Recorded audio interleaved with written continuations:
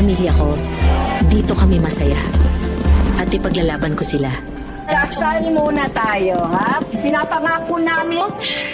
As you well know, my son Philip is running for mayor. This city needs a fighter. Dito sa tenement na to, ikaw na ang mayor. This whole place is not safe for all of you. Paano yung mga taga rito?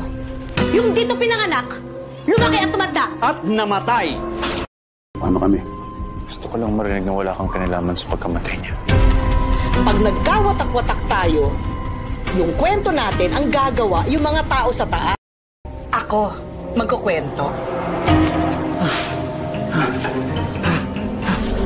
Kung wala ka naman talagang tinatago, wala ka dapat ikatakot. Ano, ubusin na tayo? Wala akong pakialam, lalaban tayo. Lahat ng mga taong katulad ng pinagdadaanan natin, kapit-bahay natin.